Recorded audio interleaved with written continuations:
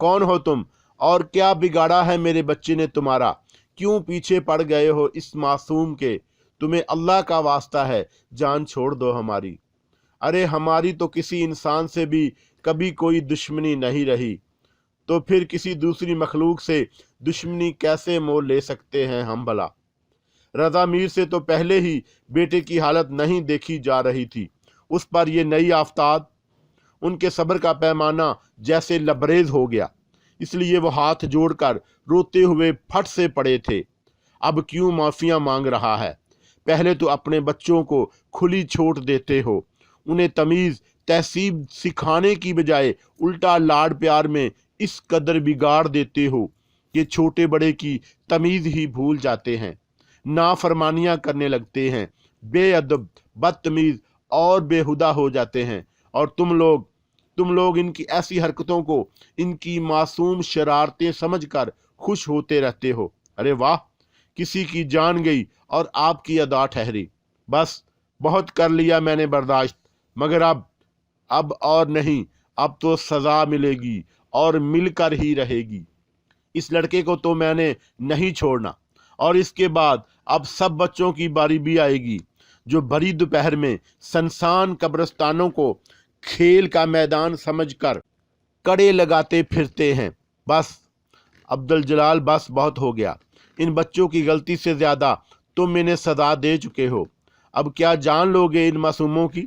इस भारी आवाज में शाह मीर के मुंह से निकलने वाली हौलनाक इनकशाफात ने रजा मीर की रीढ़ में सनसाहट सी दौड़ा दी थी।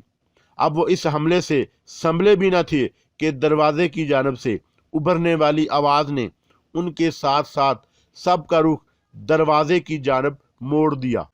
शामीर ने चौंक कर खुले दरवाजे की तरफ देखा। शामीर के दोनों मामू शब्बीर मीर और रशीद मीर दहलीज से चंद कदम आगे खड़े उसे ही देख रहे थे। इन दोनों के साथ एक दराज कद जवान खड़ा था, जिसने आसमानी रंग का सादा सा लिबास पहन रखा था। सर पर सफेद अमामा बांधा हुआ था और उसकी स्याह गनी दाढ़ी उसकी नूरानी चेहरे पर सजी थी। उस नौजवान के पूरे वजूद से नूर की लपेटें उठ रही थी। खसूसी तौर पर उसकी रोशन चमकदार आंखें, जिनसे निकलने वाली रोशनी की लहर ने शाह मीर को परेशान सा करके रख दिया। ओ अब्दुल करीम, तो आ ही गए तुम फिर मेरा रास्ता काटने के लिए? मना किया था ना मैंने तुम्हें कि मेरा पीछा छोड़ दो। मैं किसी को भी माफ नहीं करने वाला, नहीं, हरगिज नहीं। अब्दुल करीम के संजीदा अंदाज से किए गए सवाल के जवाब में शाह मीर के मुंह से फिर वही गनगर्ज से भरपूर भारी आवाज बरामद हुई, और फिर उसके साथ ही शाह मीर की हालत फिर बिगड़ने लगी और वह बुरी तरह से चीख चिल्ला रहा था, अपनी जगह से उछल उछल जा रहा था। और फिर देखते ही देखते उसकी गर्दन एक बार फिर पीछे को जा लगी। उसकी हालत ने एक बार सबके रोंगटे खड़े कर दिए थे। नाहिद और मारूख, जो चंद लम्हे पहले ही होश में आई थी, एक बार फिर चीखने लगी, भाईजान मेरा बच्चा, हाय मेरा मीरू, भाईजान मेरे बच्चे को बचा लें। नाहिद तड़प तड़प कर रोती हुई भाइयों की सिमत लपकी और फिर उसी तरह रोते कुरलाते उनकी बाहों में ही झूल गई। कुछ यही हाल मारूख का भी था। शबीर साहब, आप इन बीबियों को बाहर ले जाएं और जब तक मैं ना कहूं इन्हें अंदर मत बुलाइएगा। और हाँ, एक गिलास पानी का मंगवा दें मुझे। अब्दुल करीम नामी नौजवान ने बेड के पास पड़ी कुर्सी पर इत्मीनान से बैठते हुए कहा, तो शाह मीर ने बेचैनी से पहलू बदला और फिर बेहद गुस्से से उन्हें घूरने लगा। अब्दुल करीम, तुमने सुना नहीं मैंने क्या कहा तुमसे? जाओ, चले जाओ और इन्हें इनके हाल पर छोड़ दो। मैं अपना बदला लिए बगैर यहां से नहीं जाऊंगा। अब्दुल जलाल की भारी आवाज एक बार फिर शाह मीर के हलकों से बरामद हुई, मगर अब्दुल करीम पर इसका कोई असर नहीं हुआ। वो उसी इत्मीनान से बैठे उस पानी पर दम कर रहे थे जो मुनव्वर ने उन्हें ला कर दिया था। मना किया था कि ये लोग कब्रिस्तान में खेलने कूदने मत आया करें। कब्रिस्तान खेल का मैदान नहीं होता, ये तो जाए इबरत है यहाँ आकर तो सब की मस्तियाँ, सब की शरारतें दम तोड़ देती हैं। मगर ये बच्चे, ये शरारती और नाफरमान बच्चे किसी की सुनते ही नहीं।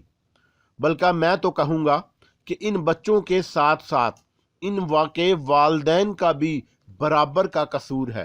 ख़ास तौर पर इनकी माएँ, जो खुद तो गर्मी की बड़ी दोपहरों में पंखे चलाकर ठंडे नीम तारीक कमरे में बंद करके सो जाती हैं और बच्चों को बाहर निकाल देती हैं आवारागर्दी करने और लूर लूर फिरने के लिए। और ऐसा करते हुए उन्हें लम्हा भर को भी ख्याल नहीं आता कि इनसे ज़्यादा हिफाजत की ज़रूरत इन मासूमों को होती है।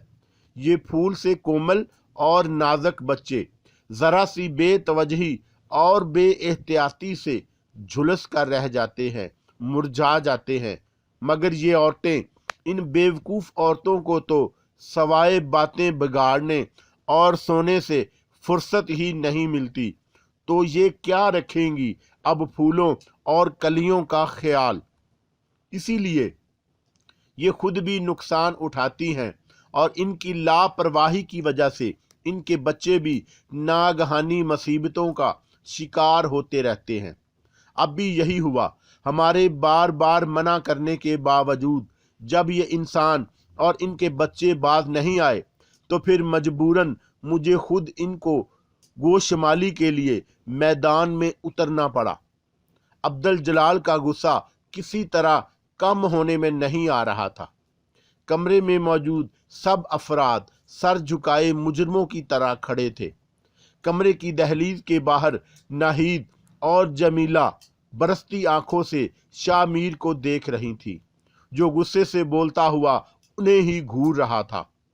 शामीर के मुंह से सारी बात सुनकर उनका सर भी शर्म से झुक गया था। ठीक है अब्दुल जलाल, तुम जो भी कह रहे हो बिल्कुल ठीक है, मगर ये भी तो देखो ना कि बच्चों को कोई कितना बांध के रख सकता है। बचपन तो बचपन ही है अब्दुल जलाल, ये तो हवा के झोंके की तरह होता है, शरारत और मस्ती से भरपूर। और फिर अगर बच्चे शरारतें नहीं करेंगे तो उन्हें बच्चा कौन कहेगा। तुम मानो या ना मानो, मगर बच्चे तो सबके ही सांझे होते हैं, और हमारे बच्चों की तरह तुम्हारे बच्चे भी ऐसे ही शरारतें करते हैं। हमारे बच्चों की तरह तुम्हारे बच्चे भी खेलते कूदते बड़े होते हैं, गिरते पड़ते सब कुछ सीखते हैं। तो फिर तुम इन बच्चों की गलती की उन्हें इतनी बड़ी सज़ा क्यों देना चाहते हो, जबकि तुम्हारे बच्चे भी तो गलतियां करते हैं, उन्हें तो तुम मामूली सरजश करके छोड़ देते हो। तो फिर उन्हें क्यों नहीं। अब्दुल करीम ने नरमी से समझाने वाले अंदाज में कहा। तो अब्दुल जलाल शामीर उन्हें देख कर रह गया। गलती? तुम इसे गलती कह रहे हो अब्दुल करीम? इन्होंने गलती नहीं, गुनाह किया है, गुनाह। और मेरी माफ़ी सिर्फ गलती और नादानी की मिलती है, गुनाह की तो सज़ा होती है, और मैं इन्हें इनके गुनाह की सज़ा देने ही तो आया हूँ। तुम जो बार बार इनकी हमायत करते जा रहे हो, तुम्हें अंदाज़ा भी नहीं कि इन्होंने क्या किया है। अरे ये तो हम भी मानते हैं कि बच्चे सबके सांझे होते हैं, और खेलना कूदना शरारतें करना बच्चों का पैदाशी हक है। इसलिए इनकी मामूली शरारतों और कोताहियों को हमने कभी देखा भी नहीं।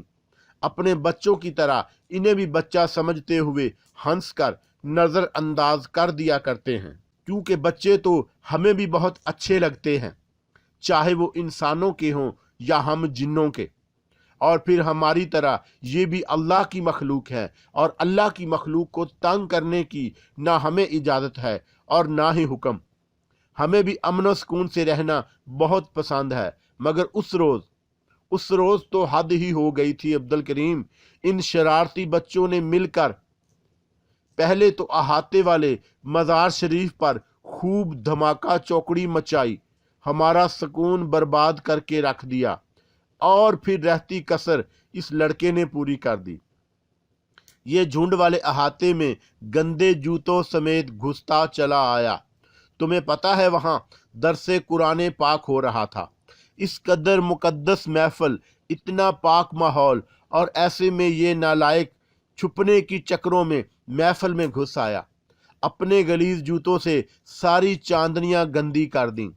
अपने ध्यान बैठे दर्स सुनते हमारे मुअज्जज मेहमानों के हाथ पांव कुचल कर रख दिए।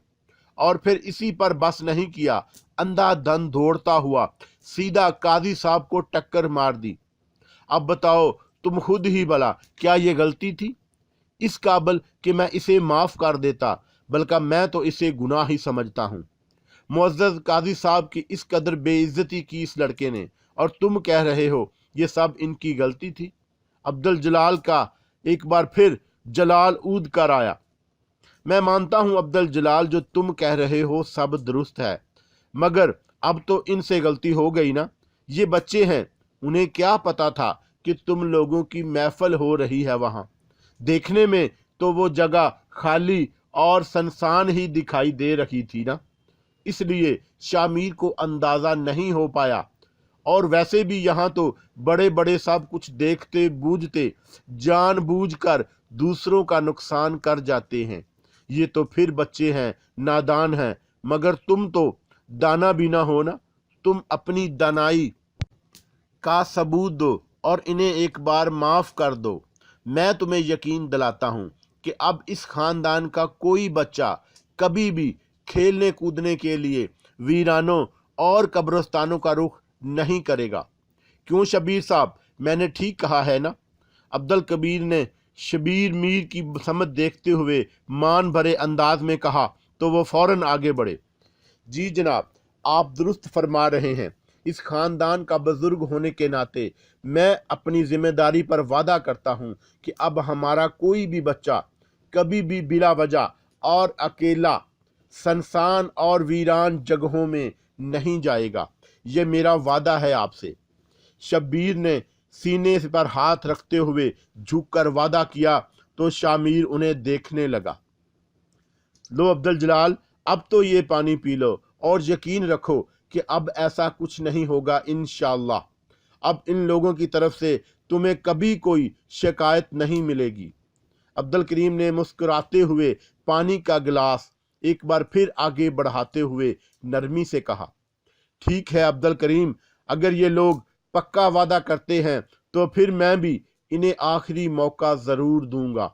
मैं इन्हें माफ़ करने को तैयार हूँ, लेकिन अब अगर इनकी तरफ से फिर कोई ऐसी वैसी हरकत हुई तो जिम्मेदार ये खुद होंगे। अब्दुल जलील शाह मीर ने उनके हाथों से पानी का गिलास पकड़ते हुए कहा तो सब के रुके सांस जैसे बहाल होने लगे। फिर उनकी निगाहों के सामने एक और करिश्मा हुआ। शाह मीर ने गिलास अपने चेहरे के सामने किया और इसमें मौजूद पानी यकलख्त ऐसे गायब हो गया जैसे किसी ने एक सांस में ही अस्ट्रा से खींच लिया हो। ठीक है अब्दुल करीम, मैं जा रहा हूँ, और वो भी सिर्फ तुम्हारे कहने पर। वैसे भी एक बात जो तुमने ठीक ही कही, ना सारे इंसान एक जैसे होते हैं और ना ही सारे जिन्नात। हर जगह हर तरह के लोग मौजूद होते हैं, अच्छे, नेक और साले भी, और शरारती, बदतमीज और मगरूर भी। और रही शबीर मीर साहब और इनके खानदान की बात, तो ये लोग वाकई अच्छे और नेक इंसान हैं, रहमदिल और मुखलस। याद रखना मीर साहब, आप लोगों की इसी नेक दिली और आजिज़ी ने आपको बचाने में बहुत अहम किरदार अदा किया है। अल्लाह ने आप लोगों पर ख़ास अनायात, ख़ास रहमतें नाज़िल फरमाई हैं, और उसकी इन अनायात को इसकी राह में ऐसे ही खर्च करते रहा करें। दुनिया और आखिरत में फलाह और कामरानी पाएंगे आप लोग। मैं अब जा रहा हूँ, आप इस उम्मीद पर कि अपना वादा हमेशा याद रखेंगे।